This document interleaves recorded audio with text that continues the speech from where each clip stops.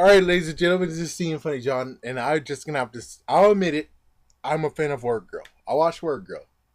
Yeah, go ahead and laugh. Yeah, grown boy watching freaking WordGirl. What the world's coming to? Why in the world you should be humiliated? You should be ashamed of yourself. But anyways, I just watched it for sheer novelty to see how exactly would a PBS deal with actually having a superhero show, which is interesting. I mean, they did pretty good. I mean, it started in 2000.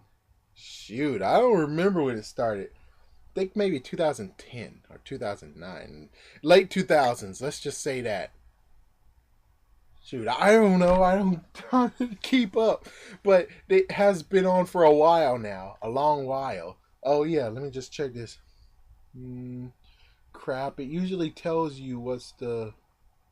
Yeah, they don't tell you anything about the season. But yeah, I just have to respond to this first actual episode. I mean, I watched lots of episodes. I kind of hated the fact that PBS is like keeping some episodes on the wraps. I mean, at first they were doing it right. They actually were doing whenever they get a new episode, they put it on. Every single episode, they just put it on a sequence. And then they do their usual, we're PBS. Is the fact that they're like, all right, we got to save some for a rainy day. Saves all those for a rainy day. Save it for a rainy day. Which, it really sucks. The fact that you're saving it for a rainy day, and then as soon as rainy day comes, it's like, so you've been hiding this from us?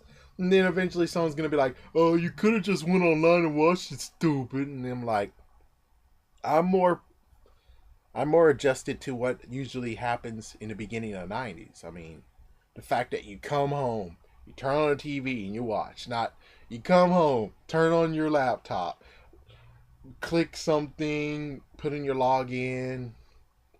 I mean, it's not really that relaxing at all. I mean, I enjoy the whole you turn on the TV, you see what's on, you relax, you have some snacks and stuff. Well, anyways, I'm going to say the episode. The episode is called Invasion of the Buddy Lovers, Part 1 and Part 2, which was crazy. It's all new, and I don't care if you watch it or don't watch it, because kids most likely already know what happened. But this was interesting. The fact that they keep the secret identity of WordGirl, that's their superhero, or superheroine, is WordGirl, who actually have powers. She's technically Superman, but she's able to have a big vocabulary, and she's from Lexicon, which technically is a play on words because Lexicon is actually a synonym for dictionary. And people would be like, oh, you're learning from the show. I'm like, no, that's basically learning from middle school because that's one of the words they wanted you to know. So that's why I know it. Anyways, they basically had so many episodes now. There was one episode where her family found out TJ was such a big fat idiot. In fact, he was like, oh my gosh, my sister's WordGirl? Oh my gosh, I had a big crush on you, and you're my sister? Ah, blah. Oh, holy crap. Yeah, now here's the big reveal. Okay, this is bull crap. Yeah, it says right here that Bunny Lovers was 2014 and is all new. And I just read, which that's usually what I always do, is read down below to see what year was it. And it just said that it came out in year 2012.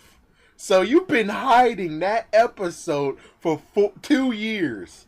My gosh, you see how messed up this is? You see why I quit watching PBS?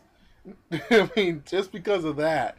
I mean, even Arthur gets screwed over, even though they're starting the idea of, we're going to have a week full of new episodes. Yay, we have to tell you that because for some reason we're not actually doing that. Which I'm like, seriously?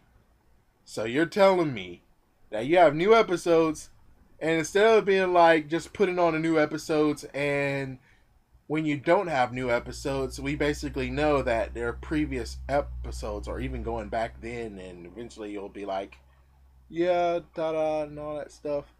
But jeez, man. Well, anyways, continuing on WordGirl, her family found out Dr. Two Brains found out, and then they basically had a way to fix it by doing a freaking ray where that Dr. Two Brains created that will erase memories. So the ray hit a freaking mirror, got Two Brains, got her family, and that saves her from having a secret identity revealed. And then her grandpa found out, which of course, the oldest ones will find out some way. And now it's the big amazing thing that freaking Violet, which is her best friend, and Scoops, the person that she has a total crush on, Scoops actually found out because of this episode, because she punched through the wall. Yeah, and then flew him to safety.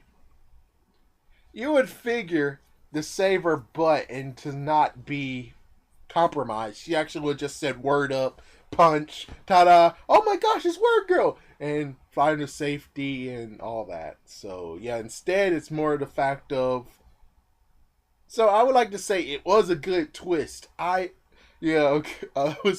funny part is that I was waiting for the fact they were like, oh yeah, remember Two Braids is like, yeah, no, kind of hungry face is like, yay, we took that Ray from Two Brains, remember? We can just block his memory out. Which it showed in one episode that they actually collect stuff from the evildoers, so they could actually op him out on that by that, but instead they kept him, and now we have two people who know her secret identity. Even though Scoops, Scoops was talking about, this is the freaking story of the millennium. It's like, yeah, and wow, wow, that was like crazy. So, yep, we have two people who know WordGirl's identity. And of course, even though freaking PBS tried to play me and say, oh, this episode came out in 2014. No, it says down below, Scholastic News 2012. So, when will PBS learn they should just show new episodes of stuff? I understand, it's viewers like you and donations the reason why we continue on. I'm like, so yeah. Maybe I would actually donate money if you prove that you're just like what happened a long time ago. You actually give us real, actual episodes.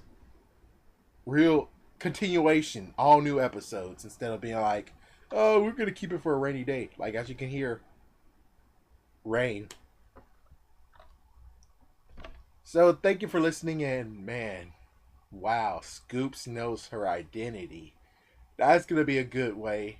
That's going to be a good one to actually watch, is the fact of now they could incorporate him to actually make lies for WordGirl instead of WordGirl making some crappy excuses, which, yeah, her excuses is as bad as freaking Ultimate Spider-Man, but the crazy part is that at least WordGirl has an excuse because she was trying to be funny, and it's basically for little kids. As for Ultimate Spider-Man, yes, it's for kids, but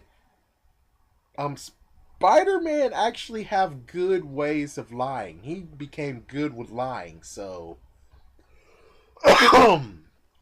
yeah. Thank you for listening. I'm out.